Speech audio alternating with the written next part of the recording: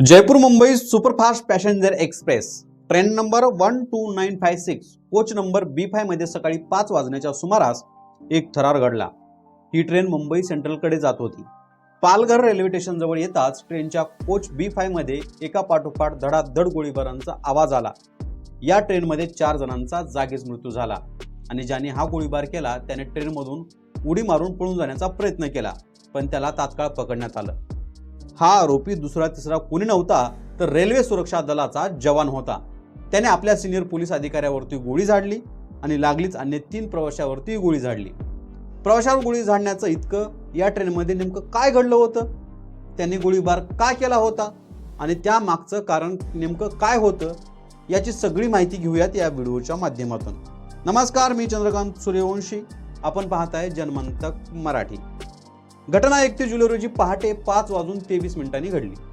Railway सुरक्षा दल अर्थातच RPFचे जवान ट्रेनमध्ये तैनात होते। यात आरोपी चेतन कुमार आणि मृत पावलेले ASI टिकाराम मीना यांची ही ड्युटी होती। ते सोबत प्रवास करीत होते। ट्रेन पालघरमध्ये पोहोचताच B5 या डब्यात अचानक गोळीबाराचा आवाज झाला। या आवाजाने कोचमधील लोक जागी झाली। या घटनेमुळे ट्रेनमधून प्रवास करणाऱ्या प्रवाशांनी सांगितलं की गोळीबाराचा आवाज ऐकल्यानंतर प्रवासी इतके घाबरले होते की त्यांना काही समजतच नव्हतं। सगळीकडे गोंधळ उडाला होता। प्रवासी ट्रेनच्या बोगीमधून इकडून तिकडे सैरावर पळू लागले।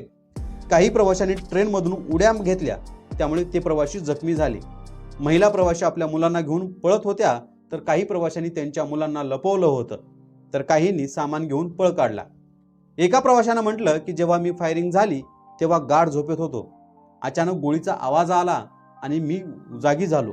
त्यावेळी सुरुवातीला पाहिलं तर ट्रेनचा अपघात झाला असं वाटलं, परंतु जेव्हा डोळे उघडले तेव्हा समोर रक्ताच्या थारोळ्यात पडलेले मृतदेह दिसले। मी घाबरलेल्या अवस्थेत होतो, तर काहींना दहशतवादी हल्ला झाल्याचं वाटलं होतं। हातात हत्यार घेऊन आरोपी गोळी चालवत होता। अनेक जण डब्यातून पळत होते, तर इतर बोगीमध्ये गोंधळ उडाला होता। गोळ्या लागलेले व्यक्ती खाली पडले होते। कॉन्स्टेबल चेतन कुमार, त्याच्या हातात बंदूक होती। त्याने आपल्या ऑटोमॅटिक रायफलमधून ASI यांच्यावरती गोळी झाडली। गोळी लागताच एस्कॉर्टचे ASI टिकाराम मीना खाली पडले।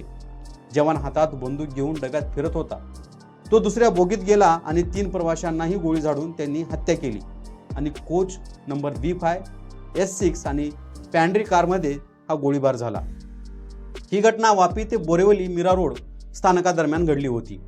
आरोपीने फायरिंग केल्यानंतर मीरा रोड आणि दहिसर दरम्यान गाडीची चेन खेचून ट्रेन थांबवली। गाडीचा वेग मंदावल्यानंतर त्यांनी उडी मारून पळ काढला, पण शेजारीच कर्तव्यावर असलेल्या पोलिसांनी त्याला पकडलं आणि त्याला त्याच्या रायफलसह अटक करण्यात आली।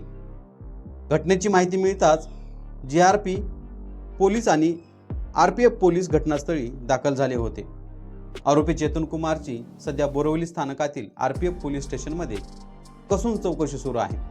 अधिक तपासासाठी जयपूर मुंबई पॅसेंजर मुंबई सेंट्रलला नेण्यात आली आहे। या पॅसेंजरची B5 बोगी सील करण्यात आलेली आहे।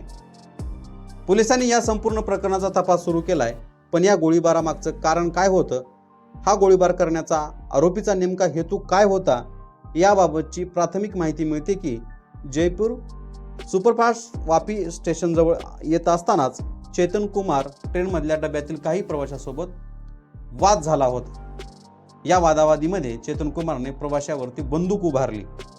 हे पाहून चेतन कुमारचे सिनियर ASI टिकाराम यांनी त्याला थांबवण्यात आणि शांत करण्याचा प्रयत्न केला। मात्र रागात असलेला चेतन कुमार कुणाला न जुमानत नव्हता। त्यांनी आधी ASI टिकाराम यांना गोळी घातली आणि नंतर 3 प्रवाशांवरती गोळीबार केला। यात 3घांचाही आणि ASI टिकारामचाही मृत्यू झाला। झालेल्या वादामध्ये जे प्रवासी होते त्या प्रवाशांना शोधून गोळी झाडल्याची शक्यता व्यक्त केली जाते आहे। याबाबत पोलीस प्रवाशांची चौकशी करतायत, जबाब घेत आहेत। चेतन कुमारकडून देखील चौकशी सुरू आहे। मानसिक ताणतणावातून चेतन कुमारने हे कृत्य केल्याचं सांगण्यात येतंय, पण अजूनही ठोस कारण समोर आलेलं नाही। तपास अजूनही सुरूच आहे।